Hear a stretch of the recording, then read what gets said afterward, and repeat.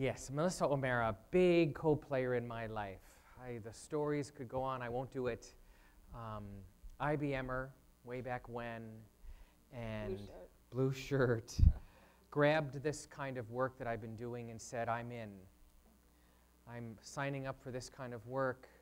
It has turned into many, many different forms, different games, and I leave you to tell them your version of the bigger game that you're playing. So thank you for coming, and I'm going to get you the clicker and a mic, and we've got all the technology going. Here we go. It's going to get you to the next one. Oh, he's got more slides. There we go. Oh, sorry, hang on. Here we, uh-oh. So there we go. Bear with me, you go. All right. So, well, it's such a privilege to be here and to be talking about this work that I've been loving and living for the last decade. And I don't get to tell that story very often, so I'm looking forward to it. Thank you, Rick. Your slide is next. And I have a lot of great allies in the room, and a lot of what I'm going to talk about is about allies and about what's next. We're going to do some interaction. We're going to get you out of your seats a bit. We're going to do another mingle. You all, everybody that was here previously at least knows what that is, and if you don't, we'll model it. Amy here, yes. So this is who I am, sort of. This is a part of who I am, and also what I do. So my current bigger game is in this space of sustainability and collaborative innovation around cities.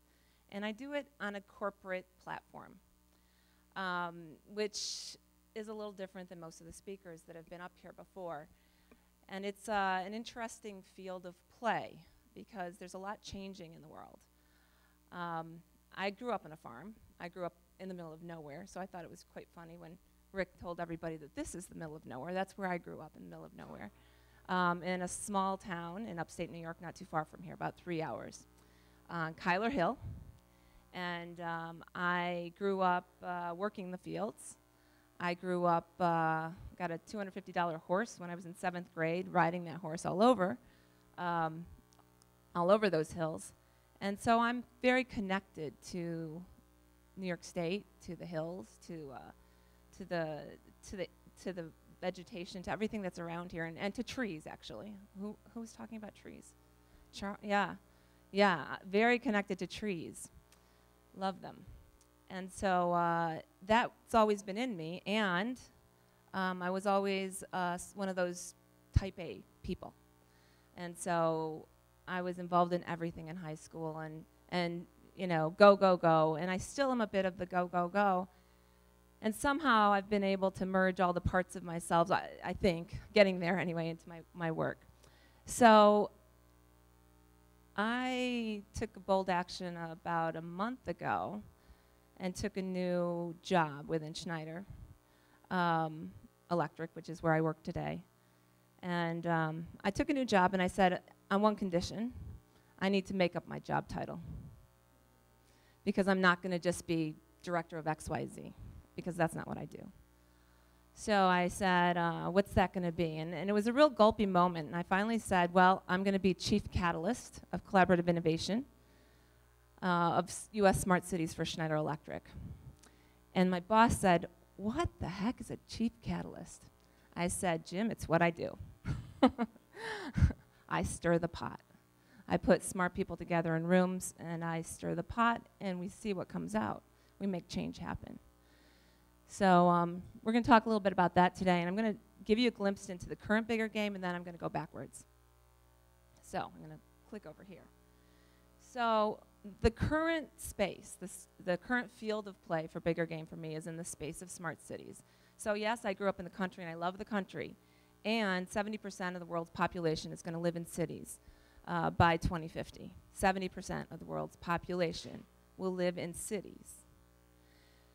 And the interesting thing about that is that, believe it or not, the way that we live today, when people live in cities, their consumption is actually lower. Their carbon footprint is actually a lot lower than those of us that live in the country.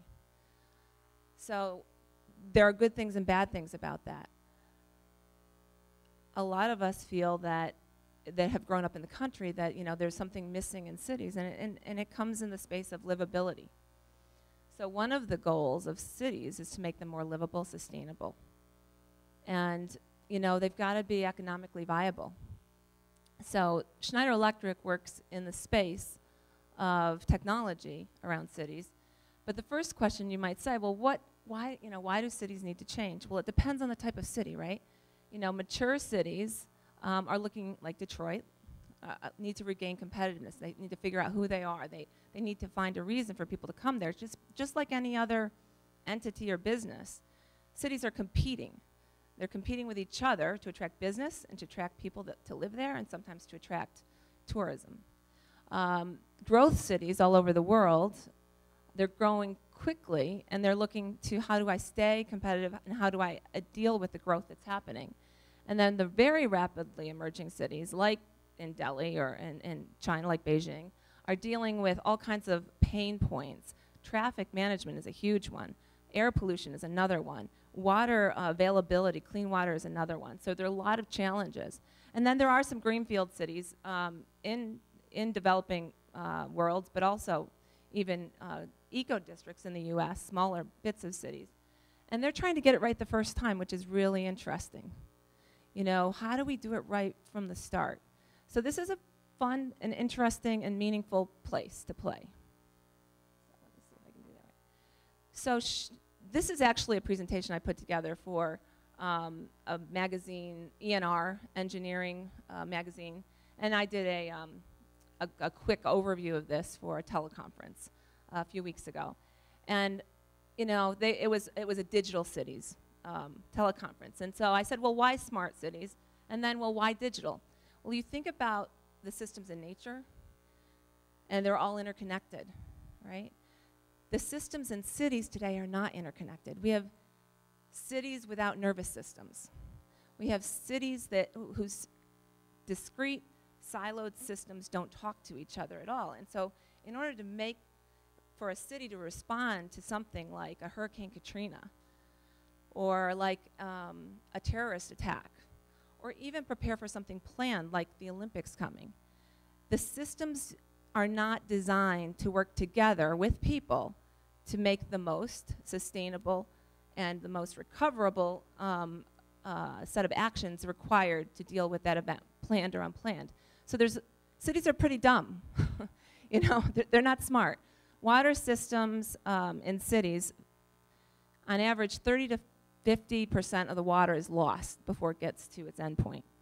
That water is pumped. Energy goes into it to pump it, to clean it, to purify it, and then it's lost.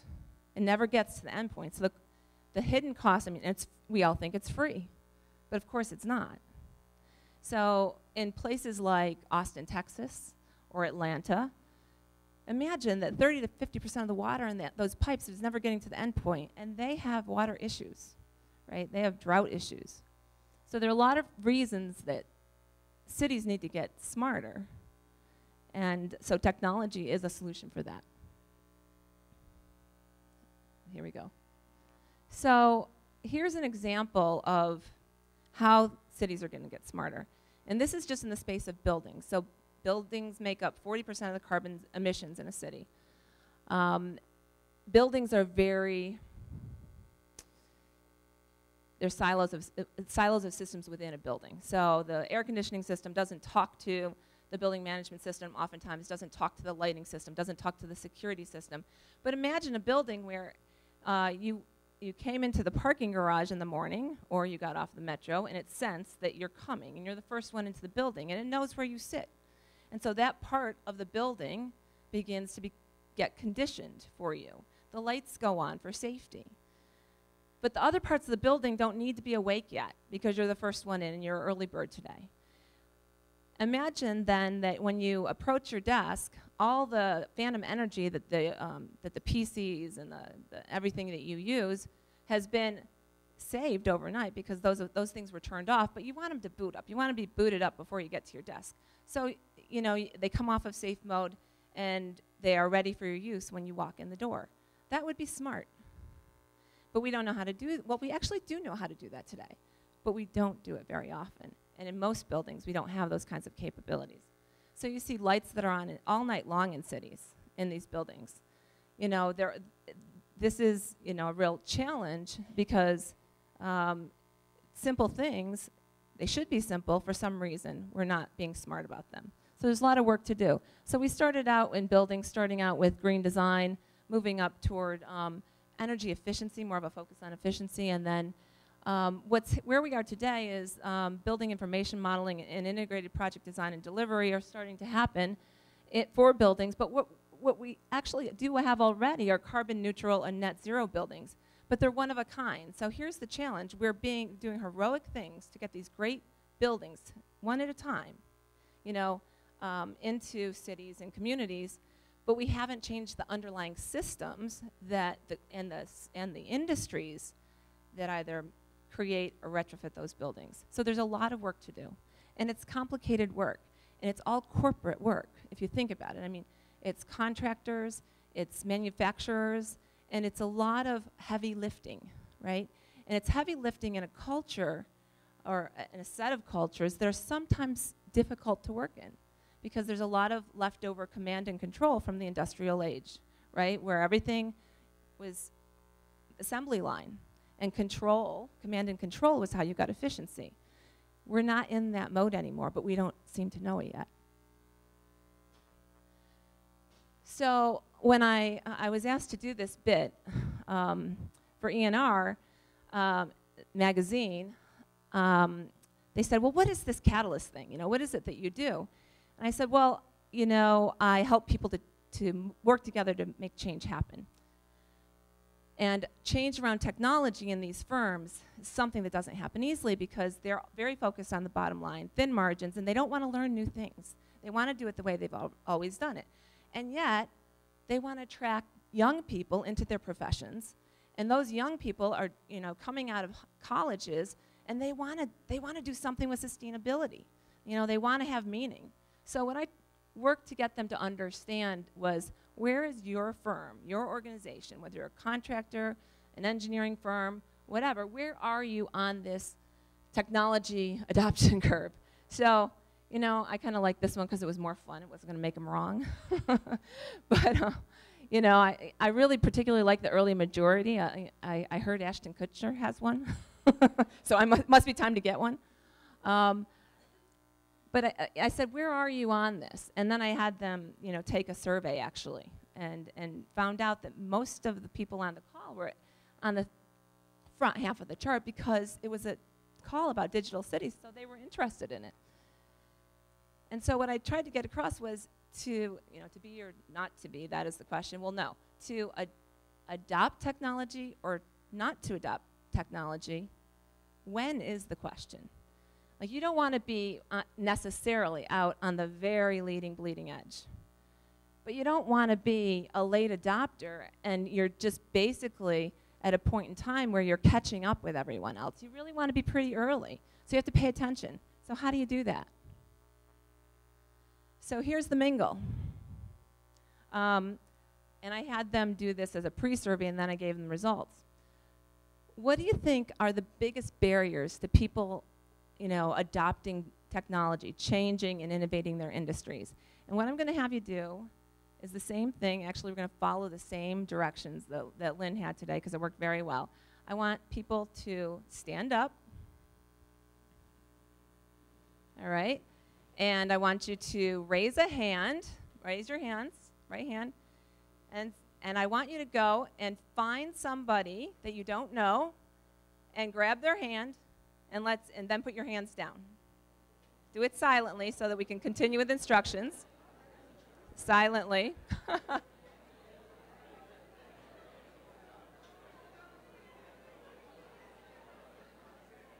All right. Very good. All right. You guys are together. Who doesn't have, all right, they're finding each other. They're finding each other. All right, has everyone found some? We have some. All right, there you go. All right. So what I want you to do is 2 minutes in each direction. What do you believe? And apply it to your work, your world. What are the, not this other stuff that you might not know anything about. What are the biggest barriers to change and innovation in your world. And I want you to, introduce yourself to your partner, ask the question, and then switch it up. I'll hit a bell up here in about, 2 minutes, and that'll be time to switch. 2 minutes each way. Excuse me? Air? Yeah, of course. Oh, whoever wants to go first, please, you're adults, you decide.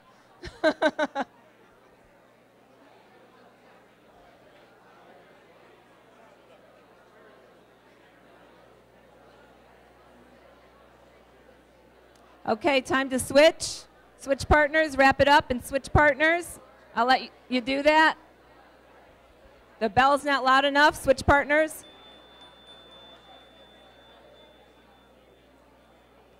All right. Just switch partners if you haven't done so yet. 2 more minutes the other way.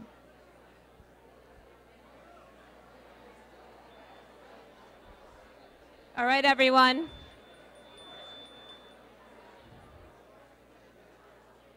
Magic. Putting your hands up, just like in school. Wonderful.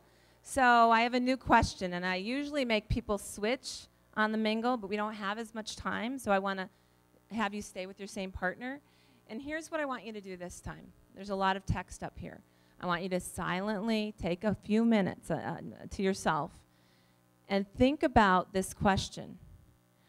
And then I'll give you some context for how I've used it to make change happen. I want you to read what's up here and identify 2 or 3 statements that most describe the role that you play in a successful change initiative. What's the role that you play? And don't say all of them, but what are the 2 or 3? You can't read them from there? Sure. But I would suggest you're going to want to move where you can read them. Right there. Yeah. All right, so I want you to pause on that. And then I want you to think about one more thing. I want you to think about how many of you have a right-hand person that you go to, a go-to person? Right, yeah, almost all of us do, right? Then I want you to think about the 2 or 3 things that they bring in a change initiative or a big project, okay? I'm going to pause, and as soon as you've got it locked in, give your neighbor the nod, and then share that with your neighbor. Okay, go ahead.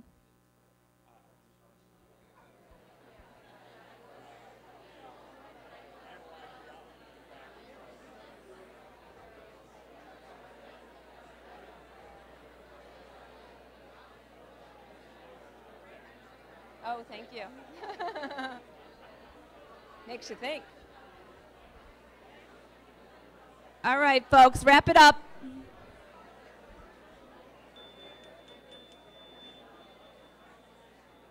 All right. Love all the energy in the room. We're awake again. Thank you. Feel free to have a seat.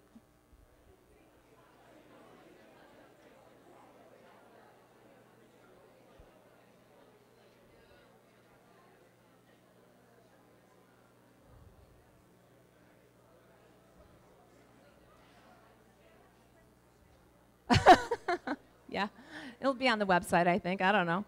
So listen, folks, what were some insights? Who has an insight they'd like to share? Monica? Yeah. So my insight was that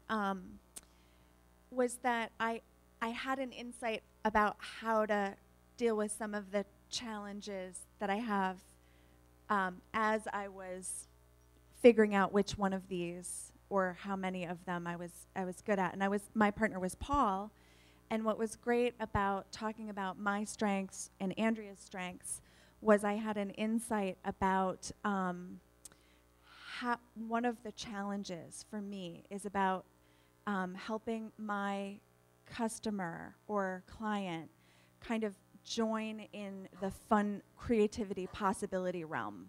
And so when I realized that, without this exercise I hadn't, I was able to think of how to start to get them in that frame of mind. So thank you. Mm-hmm. Go ahead. You want this one? All right. Shannon and I, we both realized we had the same 3 numbers, and that we actually had partners with the same 3 numbers, which meant that we were about inspiration and vision and bringing the ideas, and we both had partners who bring the practical ideas and the results. You betcha, baby. And I thought, oh my God, and I know that that's Rick and Chuck. Absolutely. Absolutely. So that was awesome. Absolutely. Perfect. Nailed it. That's the point, right?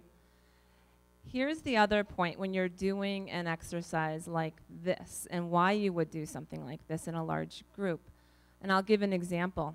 I just ran a Smart City workshop in Dallas. And we spent the first day, we spent about a month preparing, but the first day face-to-face with the internal team, the Schneider Electric team, who come from different business units that were actually acquired from other, as other companies, with different subcultures, different metrics, the way that they get measured, the way that they view success. And, we had them working together on what are the kinds of initiatives for Dallas that will make Dallas a smarter city. So we had to get them, first of all, they also are salespeople that have mostly learned to sell things, stuff, products, really boring stuff that does really great work. So infrastructure systems. So the whole idea that they could lead a collaborative innovation workshop the next day, which is what they were going to do, was foreign, right? The idea that you invoke and you create a conversation, that was a foreign concept. So we had to get them into the space that actually you're not selling, you're collaborating, you're innovating, you're enabling that. And what gets in the way of that? And by the way, what are you good at in that process?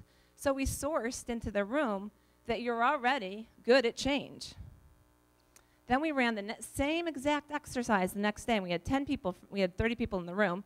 We had 10 people from City of Dallas. We had the chief of police and 2 of his folks. We had the CIO and 2 of his folks. We had the assistant city manager responsible for sustainability and energy and other things, and 1 of her folks.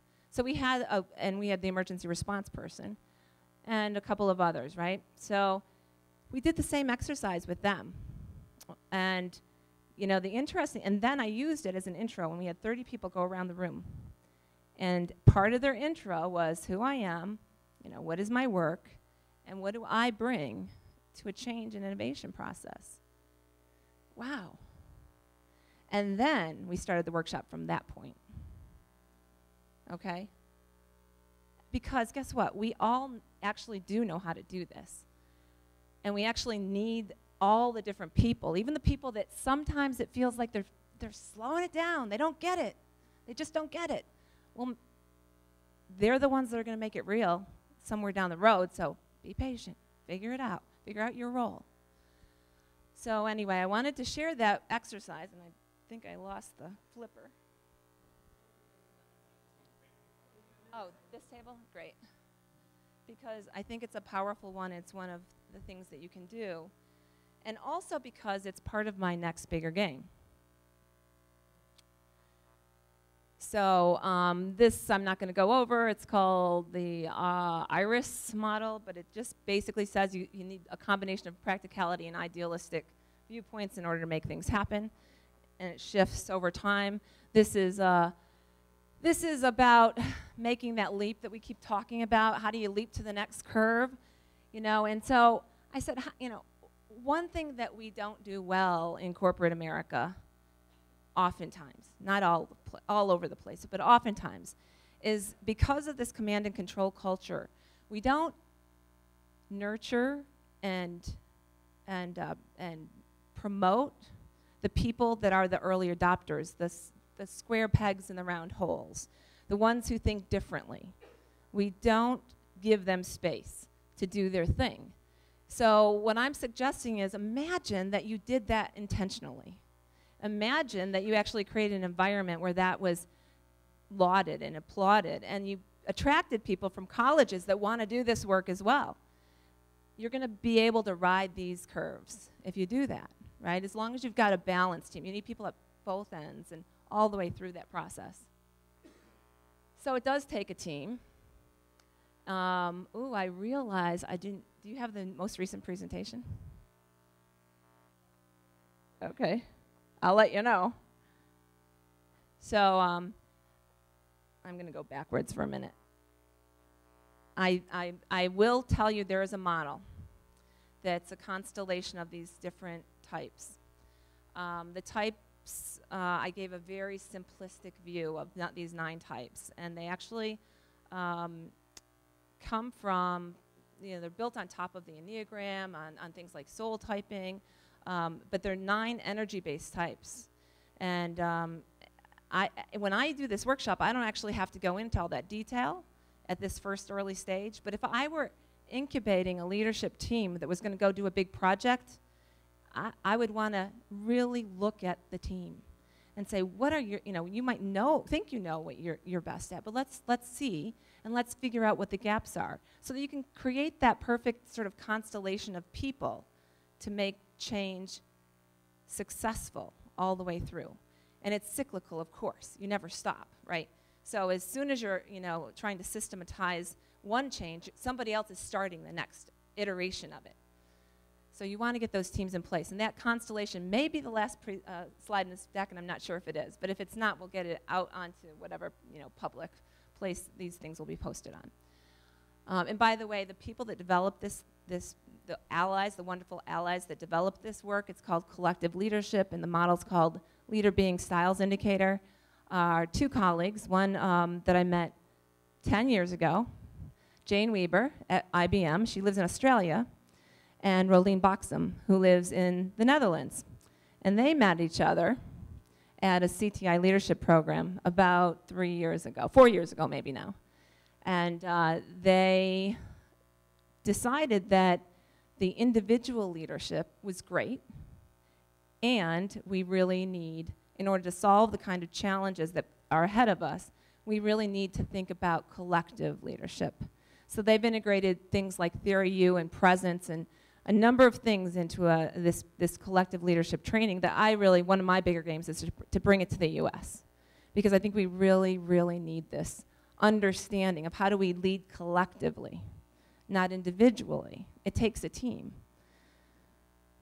So what I'm going to take you through very quickly is my decade of bigger game play. I think I've got about 10 minutes left. So we're going to go back. We're going to go back a little bit, because this was supposed to be a tale of 2 bigger games, and then I realized, oh my God, 2? What's that about? So it's an interweaving of a set of personal bigger games and professional games. And it's interesting how it went. So it started out, there was I was at IBM. I was in a mandatory 2-day management class. And I had a list of things on that agenda. Sarah Smith, would you stand up, my friend? Sarah Smith from IBM, now retired, was one of the leaders, the facilitators of that class. She was a sales transformation leader. That was a pretty good title, too. And she was trying to transform us.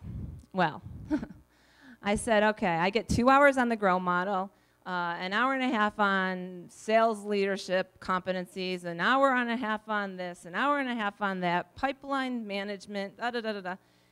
And I just got 2 days behind in my email, and I want to do this. I really do. The GROW model is a very simplistic coaching model. It's goal, reality, options, and will. And you just write it out like it's that simple, right? And it has a place. But I was like, I don't think I'm going to be able to do that. And I really wanted to, really did. So I had this hunger that had been, ugh, and I was gulping because I had to go back to that email. So I asked her to be my coach, and I asked her to work with my team, because I knew I couldn't do it on my own. And then she went gulp, because she just started coaching training, which I didn't know at the time. And then within the next year, August of 2002, I was invited to join this class, the first set of CTI leaders. This is an internal IBM class. And Rick shows up with Laura. And in the interim, by the way, and I don't know if you remember, I'm sure you do, Rick, and I'm sure you do, were you one of them was coaching you, or you were talking to them about bigger game, and it used to be an equation, right? It wasn't a model yet. And so I remember being coached by Sarah on the equation. It was something like gulp plus stretch plus allies equals bigger game or something. Something like that. Huh? It was so 2002. So that was a huge thing, and the thing that we we actually popped a bigger game out of that class, which was amazing. A first team bigger game, I think, ever, which was evoking passion for people through coactive coaching. Because we felt like passion, and we couldn't really say it, but spirituality and connection was so missing. And most of I cried through the whole first class. Well, I cry all the time anyway. All right, Lynn, so I get it. Then I found out I was pregnant. And I had an excuse. And then I continued to cry through the next 3 classes. But it was a real game changer for me. So in January of '03, I had just started this coaching training coincidentally. And my husband was diagnosed with stage 4 chronic lymphocytic leukemia. And everything changed. And the whirlwind started. So I think of that as, I mean, I know Rick would say, well, that was an ally because it grew you. And I say, that was a gulp. That was a gulp that, to me, evoked a lot of hunger for things to be different. It was like a holy, and I must. And then I realized how much I wanted that maybe I'd not thought about in a long time. So it was a huge call. And in fact, one of the things that happened next was that I wrote a poem, which I'll read at the end, called Life Calling. Who am I and what is my purpose? And that's where I was. That's where it put me. And then and you won't believe the rest of the rest of the story is lots of complications and a decade of caregiving. And my husband's still alive, and we've gotten through it. But I was pregnant at the time. I think I forgot to mention that. Oh, no, I did. Pregnant when he was diagnosed, and I had 2 older kids at the time, 7 and 10. So we really, we had a lot on our hands. And yet I had this bigger game model. And I began to see my life through the lens of the model. And I think it was November of '04, and this was after Dan's stem cell transplant and viral encephalitis. I went to a bigger game workshop in Northern California with Dan, which was way too much for him. He was totally overwhelmed. But in that class, I had my in the shower eureka moment. That's when they happen, right? I mean, or, middle of the night, driving, and I was like, oh my God, that's why the training we're doing inside of IBM is not working. We're not giving them a compelling purpose. We're not giving them a bigger game. How can we expect them to change their behaviors, their comfort zones, their behaviors, because that's what all of this learning was about, was changing the way you do things, without giving them a good enough reason. It's not going to work if we don't do it a good enough reason. And by God, I'm not doing another job unless it's a bigger game ever. And that was it. Ever. So that was when I realized that, to me, bigger game was going to be a way of life. So, I'm not going to go through all of this, but these are some of the bigger games that got launched in IBM. And Sarah was part of many of these. The regional executive team bigger game, creating an incubator. Was that one yours? No, it was, I think it's up here. And then I kept going, and one thing that happened in 2006 was I saw an inconvenient truth and got reactivated in a new way. And my daughter, who was 10 at the time, let's say, I don't know how old she was then, 12, she came out of the movie and she said to me, Mom, I don't know if I want to have kids. And I said, you know what, hon? Give it some time. You don't have to decide right now. We're going to work on that. And I also had a sense at that time that cancer wasn't actually a medical disease. That cancer was just the system revolting. You know, the human system revolting against a lot of things that were in the environment that shouldn't be there. So I wasn't one to go out and raise a lot of money for the Leukemia and Lymphoma Foundation. I said, you know what, I'm gonna work towards fixing the environment, work towards what I thought the cause was. So I got really into sustainability at that time, and I did some cool things. This was one of the bigger games that Sarah and I worked together with the Central Region team. And we did this stuff inside of a company, one of those evil empire companies. And you know what? They're not. They're just human beings. And that's the thing that we need to understand. They're also the biggest potential platform for change in the world. Okay? So I continue to work in this space, and it tires me out sometimes. And then I come to places like this, and with people, my tribe, you've become my tribe because I love this stuff, and I get re-energized by you. This is one of my bigger games. I created a coalition called the Green Sigma Coalition with all of these companies. And our compelling purpose was to accelerate the move towards enterprise sustainability. And that's where I got my next job with Schneider Electric, because they asked me to come work for them. So, you know, these are some of the things that I worked on. Schneider Electric Green Buildings, that was my first job with them. Schneider Electric has a pretty cool vision. It is a bigger game. Their vision is a world where we can all achieve more while using less of our common planet. And our mission is to help people make the most of their energy while providing added value. And the other thing that our CEO will talk about is that everyone has a right to energy. Not unlimited amounts, but enough to have clean water, to be able to go to school, to read books at night, to study. So we have a program called Beep Bop. It's in French. It's a French company, so they say Beep Bop. Business innovation program for base of the pyramid. And we do some really interesting things all over the world to enable villages, and we try to make it in such a way that the local residents are part of it, the local businesses, so it becomes sustainable. So I'm running out of time here, but I just wanted to share a little bit about my bigger game.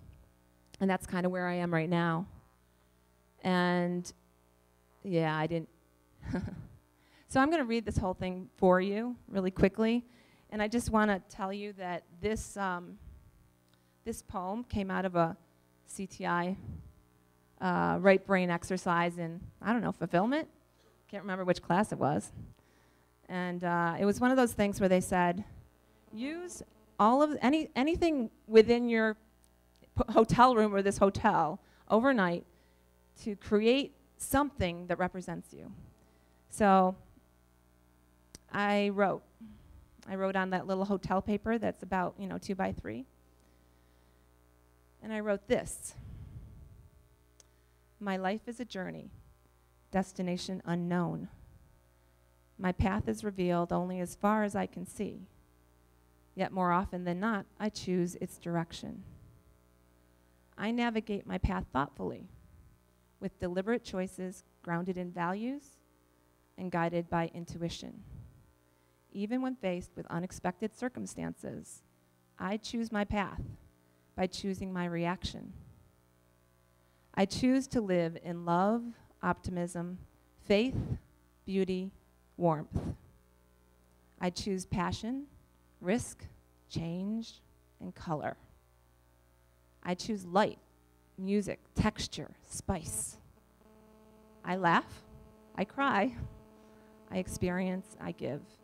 I nurture myself to be strong. Sometimes my path is clear and the journey is effortless. I savor these times, gathering strength, languishing in bounty. On rare occasions, my path seems blocked. Weather clouds my vision and dampens my spirit. I trudge on in faith, overcoming obstacles, trusting the sky to clear. Sometimes I seek temporary shelter and wait out the storm. I believe God nurtures me in ways I cannot fully understand. His grace is at work within me, and he walks with me. I am a beam of light, and many choose to walk with me. warmed by my love, nurtured by my strength, trusting my integrity, enrolled by my spirit, stretched by my pace, comforted by my touch. I am blessed by their presence, by your presence. I am supported, I am loved, I am thankful. On certain segments of my journey, I've chosen to follow others, nurtured by their spirit and love, guided by their wisdom. I am thankful. I walk with increasing purpose as I reflect on whom I have become and how my journey has enriched me. My need to help others choose their paths becomes ever stronger, like a calling. I see possibilities ahead that are exciting, mountains to climb that are more challenging than any behind me.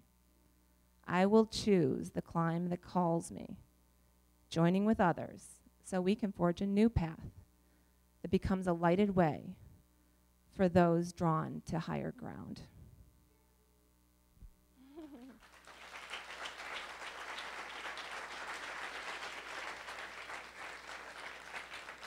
Thank you.